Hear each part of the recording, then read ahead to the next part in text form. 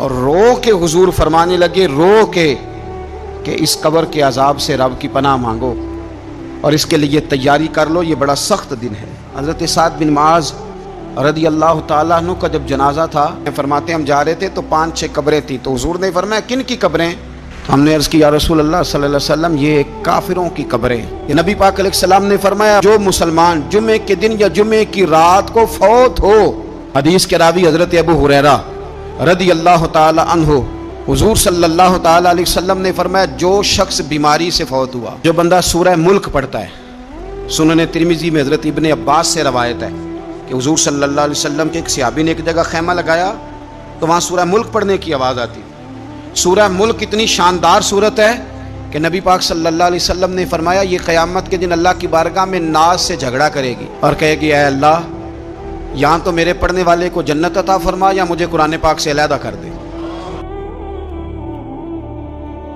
اب عذاب قبر جو ہے، قبر کے اندر جو انسان کا عذاب ہے تو وہ بھی عالم برزخ کا عذاب ہے۔ میرے رسول کریم صلی اللہ تعالی علیہ وسلم نے نا کچھ چیزوں سے پناہ مانگی ہے، خود حضور نے، رسول کریم علیہ الصلوۃ والسلام نے پناہ مانگی۔ حضور فرمانے لگے اے اللہ مجھے کنجوسی سے، بخیلی سے پناہ عطا فرما، اور حضور نے باقاعدہ پناہ مانگی ہے کہ اے اللہ مجھے ارذل العمر ہونے سے پناہ میں رکھ، جب عمر اتنی زیادہ ہو جائے کہ وجود کے حصے کام کرنا چھوڑ جائیں، اس سے پناہ مانگی۔ اور خود میرے نبی پاک علیہ السلام نے قبر کے عذاب سے پناہ مانگی۔ یہ تعلیم امت کے لیے کہ تم بھی پناہ مانگو عذاب قبر سے۔ قبر کا عذاب برحق ہے، قبر کے لیے تیاری کر کے رکھنا، اپنی قبر کو یاد رکھنا، مر جانے کو یاد رکھنا۔ حضرت سعد بن معاذ رضی اللہ تعالیٰ عنہ کا جب جنازہ تھا تو صحابہ کرام فرماتے ہیں حضور نے نماز جنازہ کی امامت فرمائی تو قبر کے تیار ہونے میں کچھ دیر تھی، تو رسول کریم صلی اللہ علیہ وسلم زمین پر بیٹھ گئے اور ایک لکڑی سے حضور زمین کریدنے لگے۔ ہم محو انتظار تھے کہ اللہ کے رسول صلی اللہ علیہ وسلم سر مبارک اٹھائیں، ہمیں کو نصیحت کریں۔ فرماتے حضور نے سر اقدس اٹھایا تو حضور کی آنکھوں میں آنسو تھے اور رو کے حضور فرمانے لگے، رو کے کہ اس قبر کے عذاب سے رب کی پناہ مانگو اور اس کے لیے تیاری کر لو، یہ بڑا سخت دن ہے۔ رو کے حضور نے فرمایا، رو کے۔ آج تو لوگ مذاق بناتے ہیں، کچھ فقیر صوفی درویش کہلانے والے بھی، وہ کہتے ہیں جو مولوی بتا رہے ہیں نا قبر میں بچھو ہوں گے، سانپ ہوں گے، یہ تو مولوی اپنی قبر بتا رہا ہے، ہمارا اس سے کیا لینا دینا ہے۔ خدا سے ڈریں۔ وہ چیزیں جو احادیث مبارکہ میں آ گئیں، جس سے نبی پاک نے ہمیں ڈرایا، ہمیں سمجھایا، آپ اس تنبیہ کو، اس نصیحت کو آپ اس رنگ میں لیں گے کہ مذاق بنایا جائے گا دین کا، بجائے اس کے کہ اس سے ڈرا جائے۔ حضرت سیدنا براء بن عازب رضی اللہ تعالیٰ عنہ ارشاد فرماتے ہیں کہ میں نے نبی پاک صلی اللہ تعالیٰ علیہ وآلہ وسلم سے خود اس بات کو سنا ہے، خود رسول کریم صلی اللہ علیہ وسلم نے فرمایا۔ حضرت زید بن ثابت رضی اللہ تعالیٰ عنہ بھی اس بات کے راوی ہیں، فرماتے ہیں ہم جا رہے تھے تو 5-6 قبریں تھیں، تو حضور نے فرمایا کن کی قبریں؟ ہم نے عرض کی یا رسول اللہ صلی اللہ علیہ وسلم یہ کافروں کی قبریں۔ یہ صحیح مسلم میں حدیث موجود ہے، کفار کی قبریں۔ تو اللہ کے رسول صلی اللہ علیہ وسلم فرمانے لگے، ذرا حدیث کے لفظوں پہ غور کرنا، حضور فرمانے لگے اگر مجھے ڈر نہ ہوتا کہ تم اپنے مردوں کو دفن کرنا چھوڑ دو گے، اگر مجھے اس بات کا ڈر نہ ہوتا کہ تم اپنے لوگوں کو، مرنے والوں کو قبروں میں دفن کرنا چھوڑ دو گے، اگر یہ مجھے ڈر نہ ہوتا تو میں سناتا کہ قبر کے اندر کس طرح عذاب ہوتا ہے۔ تمہیں دنیا میں رہ کے میں سناتا، پر ڈر ہے کہ کہیں تم اپنے مرنے والوں کو قبروں میں دفن کرنا چھوڑ ہی نہ دو، اس لیے میں تمہیں یہ بات نہیں بتاتا۔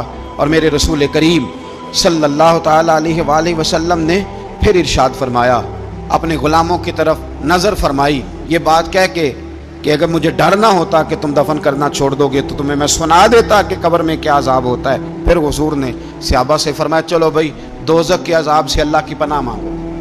تو سب کہنے لگے ہم دوزخ کے عذاب سے اللہ کی، صحابہ نے کہا ہم دوزخ کے عذاب سے اللہ کی پناہ مانگتے ہیں۔ پھر نبی پاک صلی اللہ تعالی علیہ وسلم نے ارشاد فرمایا تم سب کہو کہ ہم قبر کے عذاب سے اللہ کی پناہ مانگتے ہیں۔ تو صحابہ نے کہا ہم قبر کے عذاب سے اللہ کی پناہ مانگتے ہیں۔ پھر میرے رسول پاک علیہ الصلوۃ والسلام نے فرمایا تم کہو، سارے یہ کہو کہ ہم ظاہری اور باطنی فتنوں سے اللہ کی پناہ مانگتے ہیں۔ تو صحابہ نے کہا کہ ہم ظاہری اور باطنی فتنوں سے اللہ کی پناہ مانگتے ہیں۔ پھر میرے محبوب علیہ السلام نے فرمایا تم کہو کہ ہم دجال کے فتنے سے اللہ کی پناہ مانگتے ہیں۔ تو صحابہ کرام نے کہا کہ اے اللہ ہم دجال کے فتنے سے تیری پناہ مانگ، تیری پناہ میں آتے ہیں۔ نبی پاک علیہ السلام نے یہ الفاظ کہہ کے یہ بات بتلا کے ہمیں سمجھا دیا، ہمیں قائل فرمایا محبوب نے۔ یاد رکھنا، اس بات کو اچھی طرح سمجھ لینا کہ اگر مجھے ڈر نہ ہوتا کہ تم اپنے مردوں کو دفن کرنا چھوڑ دو گے تو تمہیں بتلا دیتا کہ قبر میں کتنا سخت عذاب ہوتا ہے۔ میرے عزیز، کچھ لوگ ایسے ہیں جن سے عذاب قبر ہوگا ہی نہیں۔ میرے رسول کریم صلی اللہ تعالی علیہ وسلم نے ارشاد فرمایا کہ جو اللہ کے رستے میں شہید ہو گیا، یہ سنن نسائی میں موجود ہے، اسے عذاب قبر نہیں ہوگا، بلکہ ایک حدیث میں تو فرمایا حساب کتاب بھی نہیں ہوگا، اللہ بغیر سوال جواب کے جنت عطا فرما دے۔ کچھ لوگوں کو نا لوگوں کی بخشش پہ بھی مسئلہ ہی بنتا ہے کہ کوئی بخشا نہ جائے۔ اور ایک صاحب کہہ رہے تھے جی یہ کیا معاملہ ہے کہ جمعے کو بندہ مر گیا یا فلانا ہو گیا تو اس سے حساب کتاب نہیں ہوگا، اتنے بڑے جرم لوگوں نے کی، اتنے پاپ، اور جمعے کو مر گیا تو بخشا جائے گا۔ تو میں نے کہا جرموں کا بھی اسے حساب اللہ لے لے گا، لیکن میاں حساب کتاب کی ڈیوٹی نہ اللہ کی ہے تو بہتر یہ ہے کہ اسی کے ہاتھ میں رہے، تو نہ اپنے ہاتھ میں لینے کی کوشش کر۔ سنن ترمذی کی حدیث۔ ہمیں پتہ نہیں کیا مصیبت ہے، ہمیں پتہ نہیں کیا مسئلہ ہے۔ ایک جنازے سے میں نکلا، آپ یقین کریں کبھی کبھی کلیجہ پھٹ جاتا ہے۔ میں ایک جنازے سے نکلا تو میرے ساتھ ایک بندہ جنازہ پڑھ کے نکلا، تو کہنے لگا جی پیر صاحب دیکھیں آج کتنی دنیا آئی ہے، حالانکہ یہ بندہ اس طرح کا تھا، اس طرح کا تھا، اس طرح کا تھا۔ میں نے اسے کہا یار تجھے تو فکر ہی لگ گئی ہے کہیں جنت میں چلا ہی نہ جائے، تو اس طرح کرنا جنت کے دروازے کے سامنے کھڑے ہو جانا ڈنڈا لے کے کہ میں نے نہیں جانے دینا۔ شرم آنی چاہیے ہمیں۔ اللہ فرماتے ہیں جنت اتنی چوڑی ہے جتنے زمین و آسمان ہے، اس کی چوڑائی زمین اور آسمان کے برابر ہے، تو ہم تو اپنے علاوہ کسی کو جانے نہیں دینا چاہتے جنت میں۔ اور بس کریں، جنت خدا کا فضل ہے، اور اللہ فرماتے ہیں میرا فضل میں جسے چاہتا ہوں عطا کرتا ہوں۔ یہ سنن ترمذی کی حدیث، اور اس کے راوی حضرت عبداللہ ابن عمر رضی اللہ تعالیٰ عنہ، نبی پاک علیہ السلام نے فرمایا جو مسلمان جمعے کے دن یا جمعے کی رات کو فوت ہو، اس کو اللہ تعالیٰ قبر کی آزمائش سے محفوظ رکھتا ہے۔ جو جمعے کی رات فوت ہو جائے یا جمعے والے، یعنی جمعے رات اور جمعے کی درمیانی رات چلا جائے یا جمعے والے، تو اللہ اسے عذاب قبر سے۔ تو میرے عزیز، جو بندہ شہید ہو اس سے عذاب قبر نہیں ہوتا، جو آدمی جمعے کے دن یا جمعے کی رات چلا جائے اسے بھی عذاب قبر نہیں ہوتا۔ اور میرے رسول کریم صلی اللہ تعالیٰ علیہ وسلم نے فرمایا جو بندہ ایک دن اور ایک رات، یہ حدیث صحیح مسلم میں، سنن ترمذی میں، مصنف عبد الرزاق میں موجود ہے، ایک دن اور ایک رات اللہ کی رضا کے لیے اسلامی سرحد پہ پہرا دے۔ میں اور آپ سوئے ہوئے ہیں، لیکن وہ لوگ جو فوجی بارڈروں پہ کھڑے ہیں، دیکھو مدینے والے محبوب کس کس پہ کرم فرماتے ہیں۔ ساری عمر نہیں، 24-25 سال کی سروس نہیں، فرمایا ایک دن اور ایک رات اللہ کی رضا کے لیے جو اسلامی سرحد پر پہرا دے، مسلمانوں کو کافروں سے بچائے، رب اسے عذاب قبر نہیں دے گا، اسے اللہ تعالیٰ اپنے فضل سے معاف فرما دے گا۔ ایک رات اور ایک، آپ کیا سمجھتے ہیں کہ ان فوجیوں کی کوئی چھوٹی شان ہے؟ ان کا کوئی چھوٹا مرتبہ ہے؟ ایک دن اور ایک رات اگر یہ پہرا دیں تو اللہ انہیں اتنا انعام عطا کرتا ہے۔ اسی طرح سن لو، یہ ذرا غور سے سننا، ابن ماجہ کی حدیث، اور اس کے علاوہ مسند ابو یعلا میں موجود حدیث کے راوی حضرت ابو ہریرہ رضی اللہ تعالی عنہ، حضور صلی اللہ تعالی علیہ وسلم نے فرمایا جو شخص بیماری سے فوت ہوا، قربان جاؤں میرے محبوب نے بیماری کا نام ہی نہیں لیا، فرمایا کوئی بھی بیماری ہو، فرمایا جو آدمی بیماری سے فوت ہوا اللہ اسے شہادت کی موت عطا فرمائے گا، اور وہ عذاب قبر سے اور قبر کے امتحان سے بھی محفوظ رہے گا، اور حضور فرماتے ہیں اس کو صبح اور شام جنت کے باغوں میں سے رزق دیا جائے گا۔